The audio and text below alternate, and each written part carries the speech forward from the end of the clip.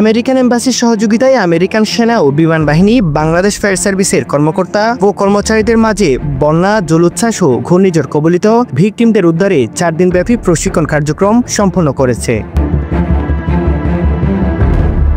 বুধবার সকালে কক্সবাজার সমুদ্র সৈকতের দরিয়ানগর প্যারাসেলিং পয়েন্টে এই প্রশিক্ষণ কার্যক্রমের সমাপনী অনুষ্ঠান সম্পন্ন হয়। এতে বন্যা ও ঘূর্ণিঝড়ের কবলে আটকে থাকা ব্যক্তিদের উদ্ধার, পানিতে ভেসে যাওয়া থেকে উদ্ধার সহ নানান বিষয়ে প্রশিক্ষণ গ্রহণ করে ফায়ার সার্ভিসের সদস্যরা। ইউএস এম্বাসি এর অ্যারেঞ্জমেন্টে সেখানে ইউএস আর্মি এবং এয়ারফোর্স ছিল, তারা আমাদেরকে সুইফট ওয়াটার ট্রেনিং, এটা 4 দিন ব্যাপী, 18 থেকে 21 তারিখ পর্যন্ত তারা বিভিন্ন ধরনের কৌশল আমাদেরকে শিখিয়েছে।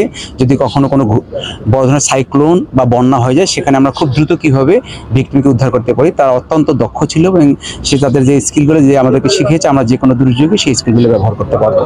আমাদের যে একজন ভিকটিম যদি নদীর মধ্যে বা কোনো স্রোতে পড়ে যায়, তাকে কি ধরনের টেকনিক, থ্রো ব্যাগ অথবা বোট অথবা অন্য কোনো টেকনিক যেভাবে অ্যাপ্লাই করে আমরা তাদেরকে নিয়ে আসবো, সেই টেকনিকগুলো আমরা তাদের কাছে শিখেছি এবং সেই টেকনিকগুলো আমরা আমাদের ফায়ার সার্ভিসে বিভিন্ন দুর্যোগে ব্যবহার করতে পারবো।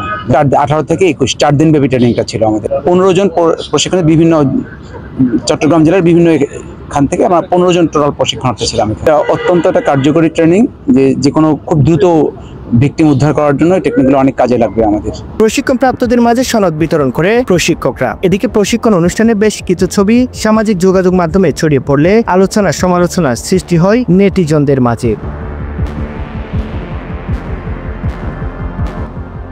Desk news, Telegram news.